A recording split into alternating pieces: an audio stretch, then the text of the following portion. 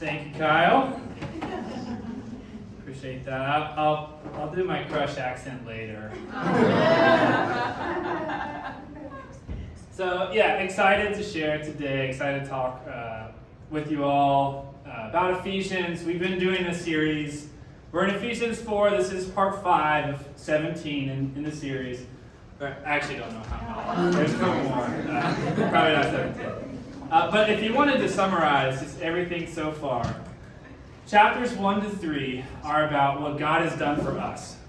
And chapters 4 to 6, which we're going to start on today, is what do we do in response?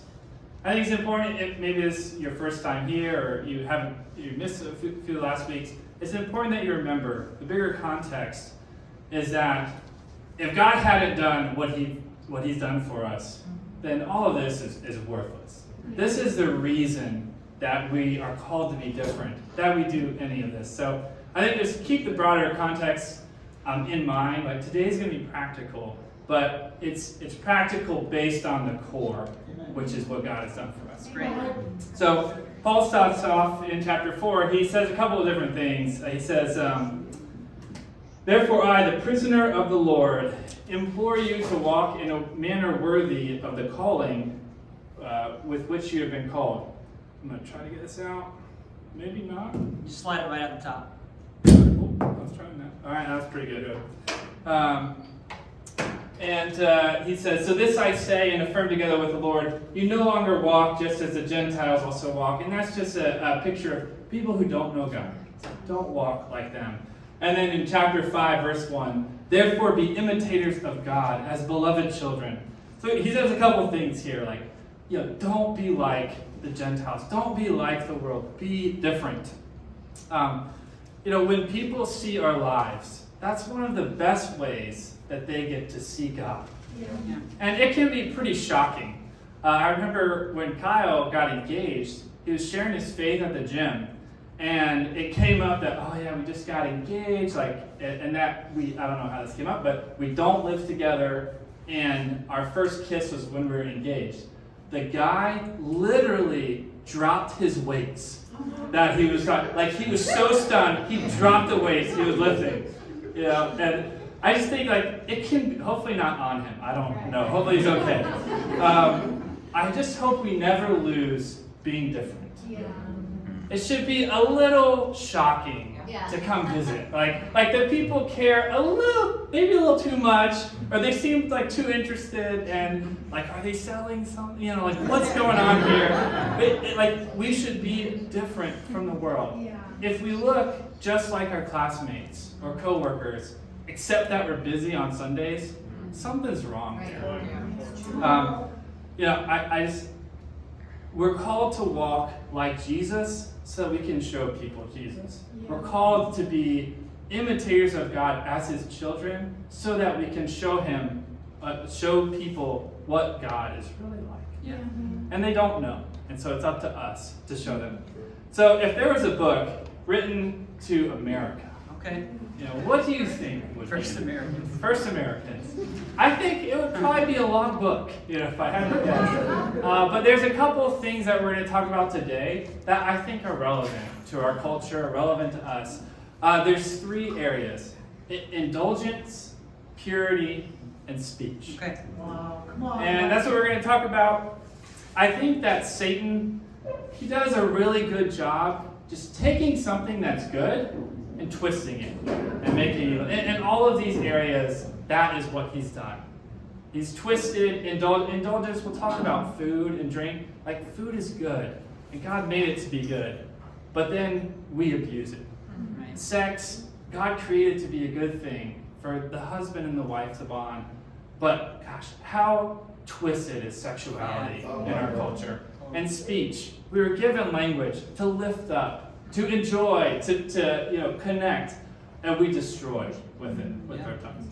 So let's jump into it. Come on, Mike. So overindulgence, it comes up a couple different ways. So a couple times I think it's kind of hinted at.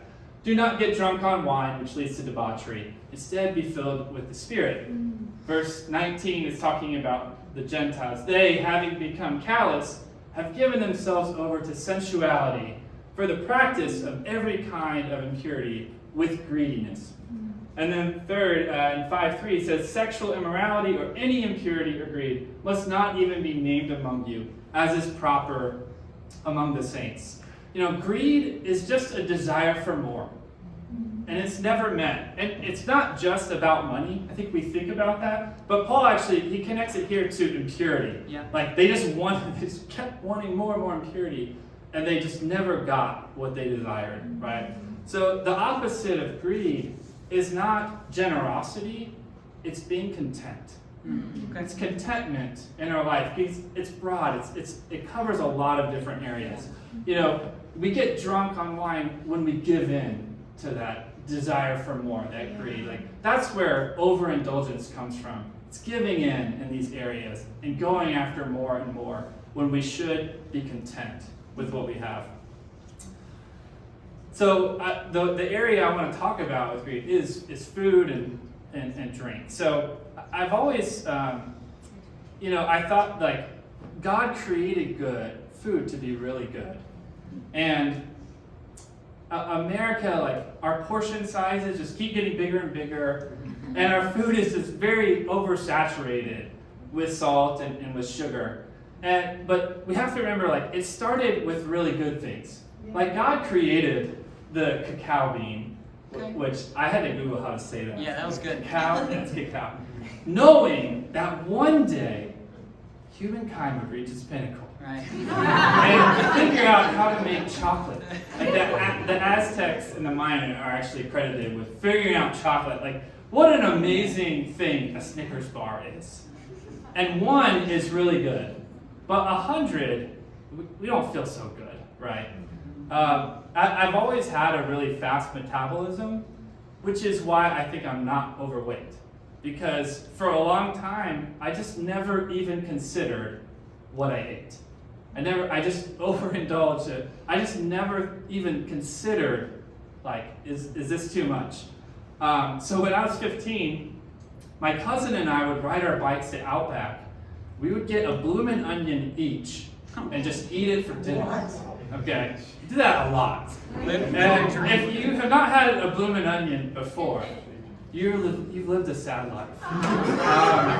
One commenter, one review said, occasionally you get that chunk of pure batter that tastes good for a moment, but then you start feeling your life escape you through your and it's also won awards, number 2 on WebMD's 10 foods that are health horrors, right? Behind fair food is what it was. I never even considered what I ate until we were living in North Carolina, and we had a church leader from Kenya come, and the church leaders asked me and some other guys, hey, take this guy out, have fun. So we took him go-karting, and we went to Chick-fil-A. I was we gotta go to Chick-fil-A. Gotcha. So he had never been to Chick-fil-A, obviously, not in Kenya yet.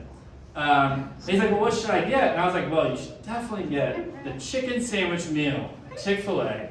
So you got that with medium fry. Now, my Chick-fil-A order is the spicy chicken meal. Yes. Large Dr. Pepper, large fries, 5-count nugget. That's the appetizer. And then sometimes a cookie as well. And I remember I was finishing my food, and I wasn't paying attention, and I noticed he had only eaten half his sandwich and just a few fries. So I assumed that he didn't like it. Maybe it's just too different. I was hey man, we can take you somewhere else. We can go get something else for you. He's no, I like it. I'm just full.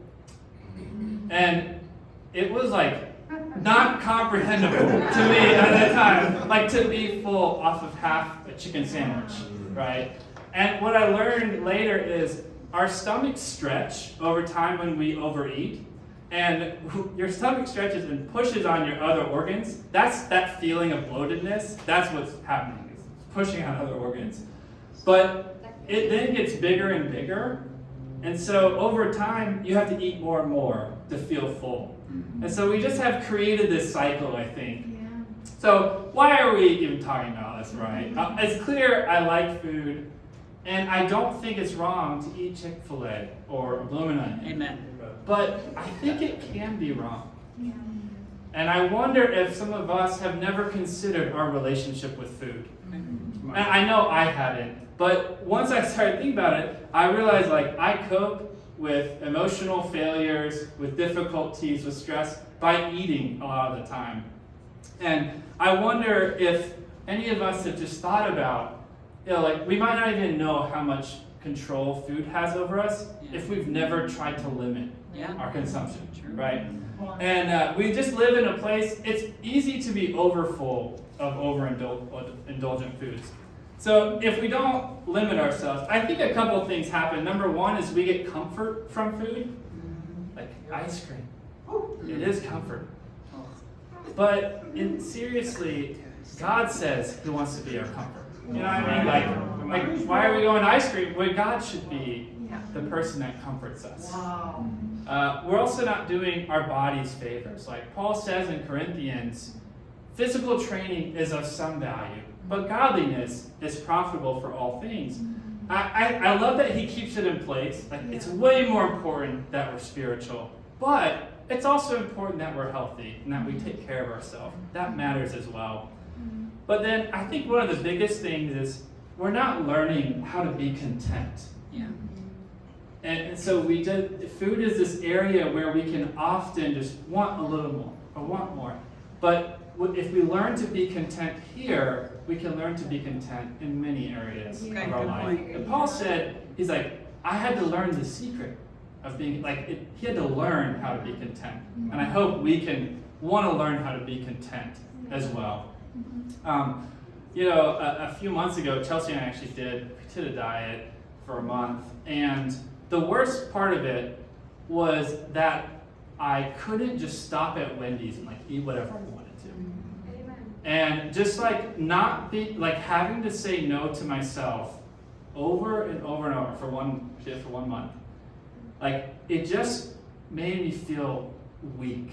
And it was very humbling. And I think food can do that to us.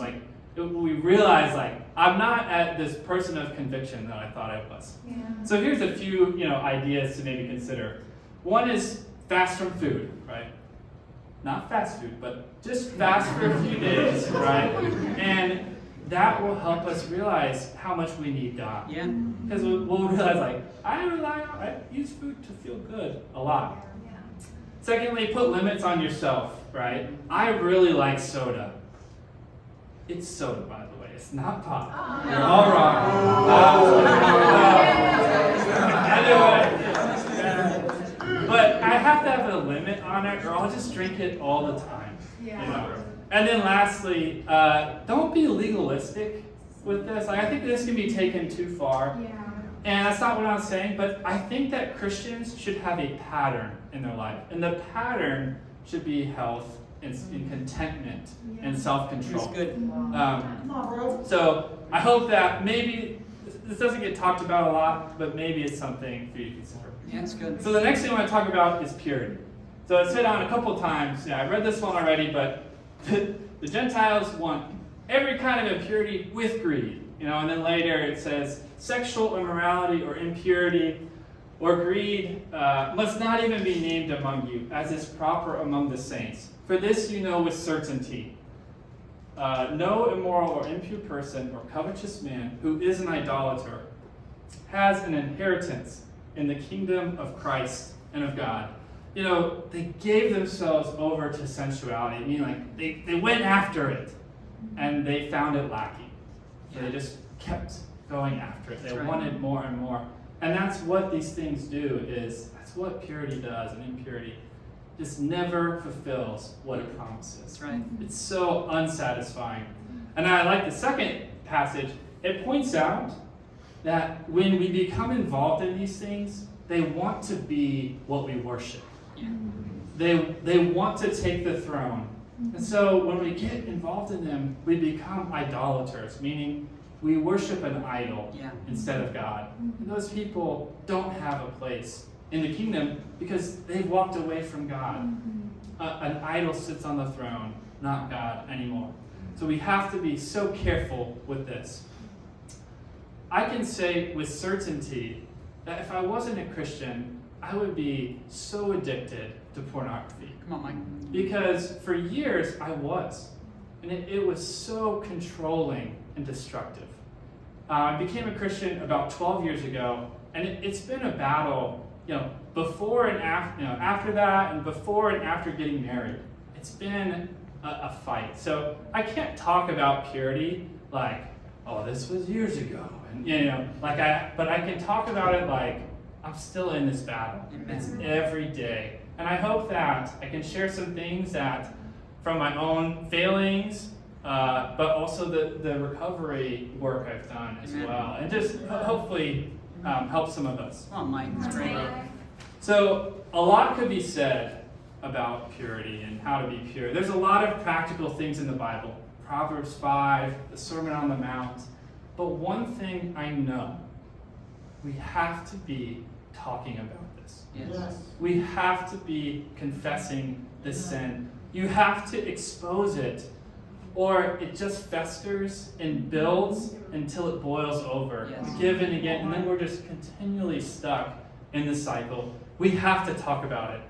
And one thing I've learned is there's a lot of room in our minds between total purity and what we would think of as impure. Okay. There's a big spectrum where I think is really the battle for our purity is in this middle ground. The middle ground is the small daily temptations, right? Double look at someone, to hover an article you see that is, it's sketchy, right? To allow lustful thoughts in your head, without really pushing them out. One thing that I had to get open about a couple of times last year was I kept getting sucked into these Reddit and YouTube where they talk about Tinder stories and pickup lines and stuff like that. And it's this stuff is just pulling me towards impurity. Right. And so I felt silly, but I've got to talk about this and I've got to stop being enticed by this, right? Oh, Mike. And the choices we make to protect ourselves at vulnerable times, we've got to talk about those. We've got to get help there. I think many of us, we don't talk about the middle because we either don't have the conviction that these things are wrong, that they're hurting us, or we don't have the courage to. Wow. And sometimes the middle feels harder to talk about than when we make a big mistake. Sure. But, I know I messed up, bro. But it's the little things in the middle that we need to be talking about. So we got to change that culture here. Of course, with people who are wise and who have agreed to help you, share with wisdom. But we've got to be people talking about the nitty-gritty, the middle ground. Satan does anything he can to keep us from talking about this. Because when we don't talk about it, it has so much more power in our lives. One example of this is when we talk about purity, we talk about, this is the brother's battle. Or this is every young man's battle. There's so many books about that. In 2019, 1/3 of porn users were women. Right. So women need to be talking about this just as much. All right, Mike. And if it's not maybe something that you struggle with, we need to be asking and talking about it. Yeah, that's good. The great thing is, the Bible is not gender specific in its promises, right? God's promises that work for guys work for women as well, for how to be pure and how to be righteous in this area. Oh, Mike's great. We've got to talk about this. I used to travel a lot for work, and it was really hard to be pure. You're alone a lot, lonely, bored, and at hotels a lot. There's a lot of bad stuff on hotel TVs. And I would go to Des Moines, Iowa a lot. It was actually right after we planted a church there. So I would go sleep on the brother's couch. I would tell them, you need to ask me when I get there, how's this going? We would talk about it every day. And there were times when I wasn't there, I was other places, and I'd unplug the TV and put the cord in my car, I would try to do all these things to be pure, and I still failed a lot. And I was thinking about this, addiction recovery, it is a journey. Yeah. And it takes time. And I have to live a very careful life now. Like I don't allow myself to have unfiltered internet access, right? And I do all these things, but I urge you that the battle is worth it. Yeah. We've got to start walking this journey, and we need to do it together. That's great. So if there's two things I can say about purity, we've got to be talking about it. We've got to start the journey. Wherever you are on your journey, you've got to take it up. It's worth fighting for purity. It's great, Mike. So next, let's talk about speech. Okay. So he hits on speech a bunch, actually, in here. He says in 4:15, speak the truth in love. We are to grow up in all aspects. 4:25, lay aside falsehood. Speak truth, each one of you, with his neighbor. Verse 4:29, do not let any unwholesome talk come out of your mouths. Only what is helpful for building others up to their needs, that it may be a benefit to those who listen. 5 verse 4, there must be no filthiness and silly talk or coarse joking, which are not fitting, but rather giving of thanks. I always like that silly talk part. There's a lot of stuff here about speaking the truth to one another in love. The silly talk and coarse joking, which I think is kind of funny phrase, but around it, he's talking about impurity and immorality, and he's saying if it's wrong to do these things, it's wrong to joke about them. Okay. That's kind of his point. That's a It's good like point. be careful what we're making light of. That's kind of the point there. So I'm going to hit on a few. So the one that I really love in this section is we've got to speak the truth, and we've got to do it in love. And sometimes we forget the love part, right? We're so focused on, we got to speak the truth, but we've got to do it in love. In love means that our intent matters. The intentions behind the words we say really matter. Have you ever been asked a question that you are pretty sure has a hidden agenda to it? You know, get one of those questions, you're like, I don't know what you say to this. So my first job was very the company was very big on their culture, so they'd send out this survey every year, this anonymous survey. And so I took it and I put some pretty real criticisms of the company in the survey. So a few weeks later, my boss's boss calls me into his office, which never happened.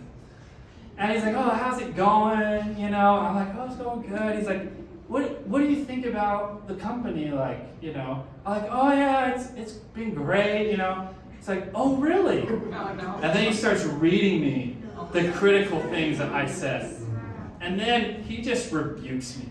It's like, how, you know, I was like 1 year into this guy, how dare, you know, and he just railed on me. And I remember, number one, feeling destroyed. But just walking out of there feeling like, I don't trust him. HR is full of liars. Like I just felt like I was gotten, you know, but I think we sometimes do this with each other. Like we want to talk about something that we know is going to be hard.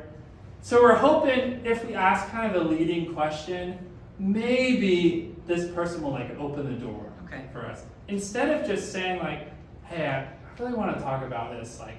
What do you think about it? Instead of being upfront with what our intentions are, what the reason behind our questions.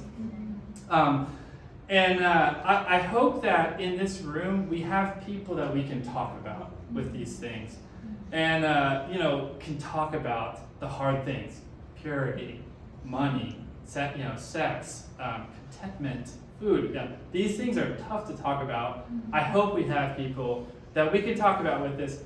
And I hope that we start with vulnerability. Yeah, it's good. I think that helps so much. If we want to, Kyle was talking about asking about someone's giving, right? If we want to talk to someone about giving, maybe it starts with bro, last month for me, I want to talk about giving. Last month for me, instead of giving, I just ate 45 blooming onions. It all went, I think we need to start with some vulnerability, And not leave people guessing. Yeah. What is Mike getting at by asking you this question? I don't think it's loving. Speech also has a lot to do with self-control. Okay. The 4:25, which says speak truth to one another, follows it up with this: be angry and don't sin when you're angry. Which I love. He's like, things are going to make you angry. And it's not wrong to be angry.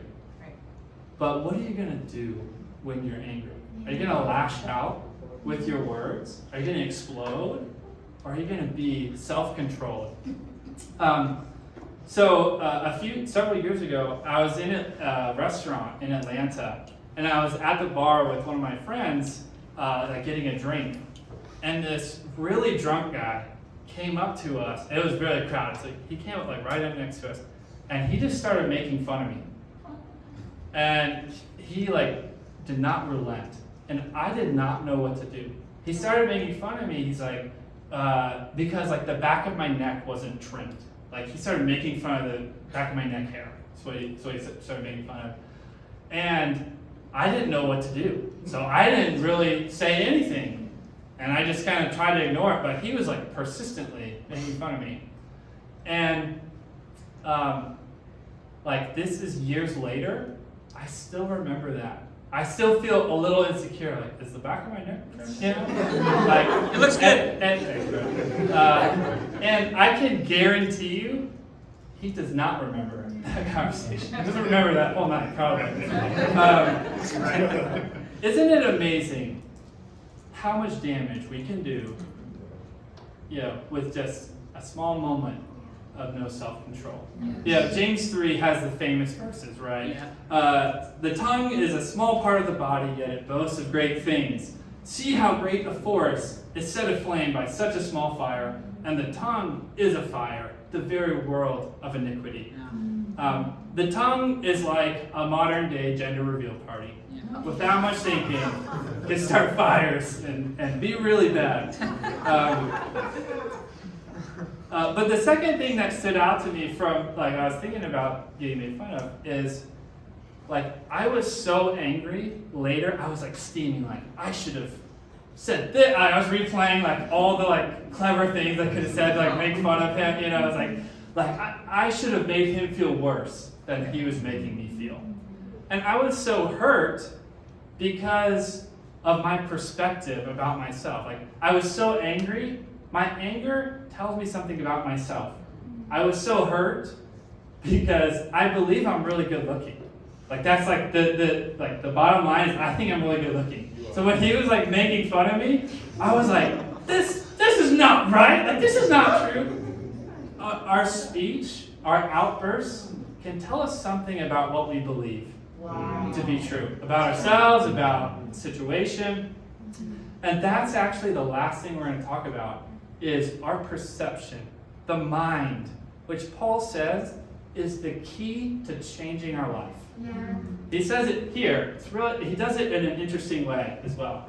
He says, if indeed you have heard him and have been taught in him, just as truth is in Jesus, that in reference to your former manner of life, you lay aside the old self, which is being corrupted in accordance with the lusts of deceit, and put on the new self, and that you be renewed in the spirit of your mind.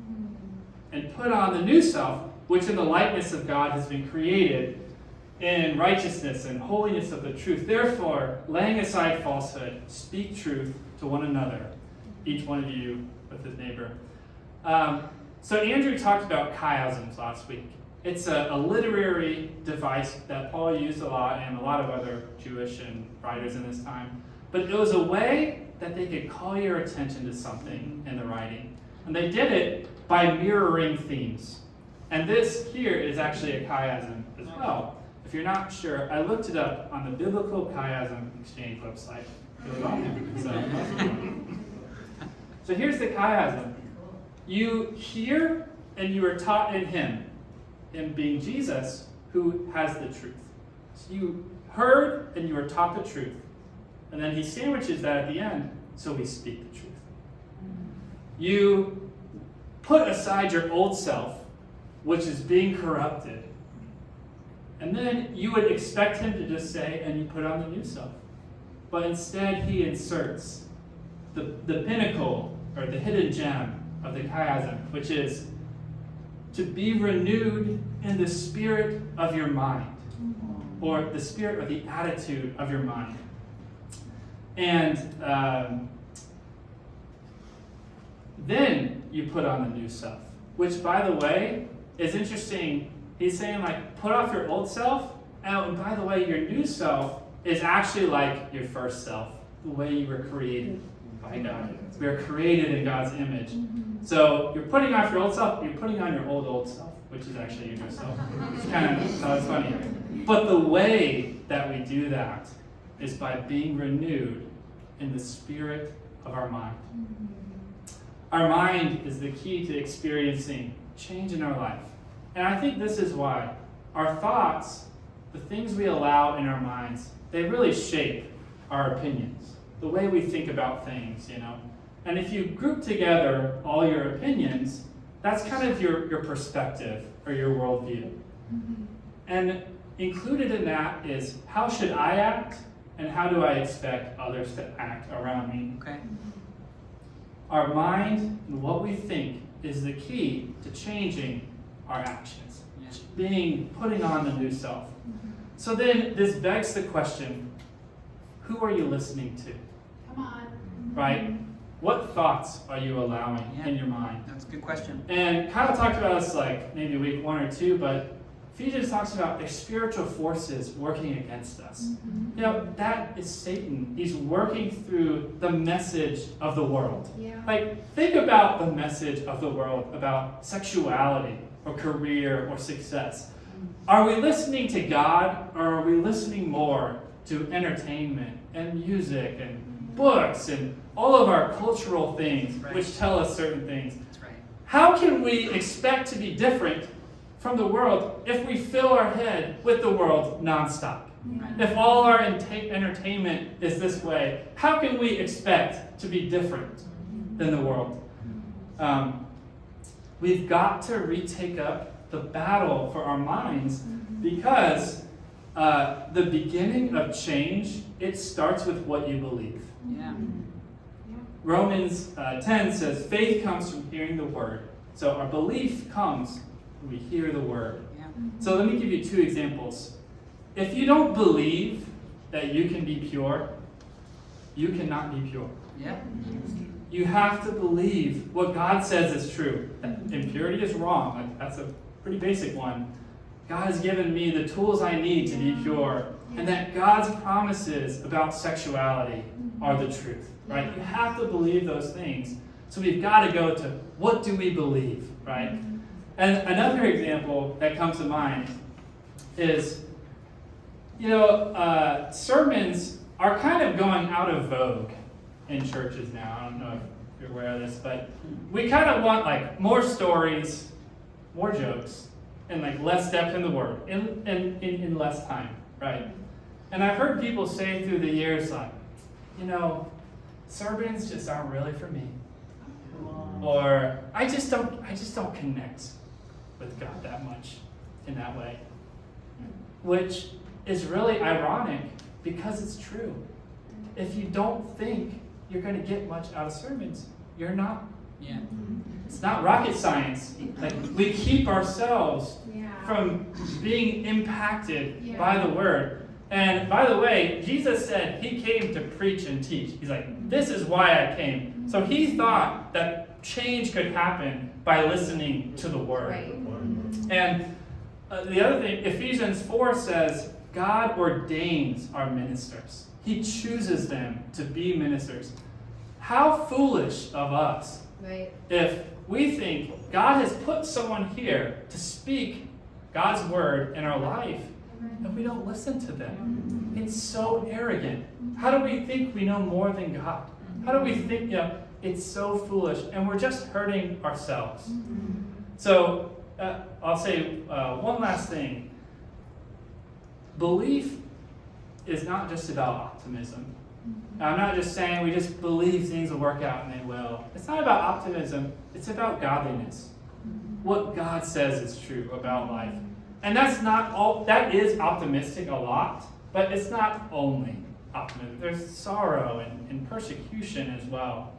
So we change our thoughts about godliness, and that will help us change our actions. Put off the old self and put on the new self. Wow. what God has done for us, Ephesians 1 through 3, should change our lives. Yeah. My prayer is that we look different in our speech, in our purity, in our self-control, and the way that we go about our lives. I pray that we take back the battle for our thoughts and start changing our lives that way. And I pray that we do this together. Amen.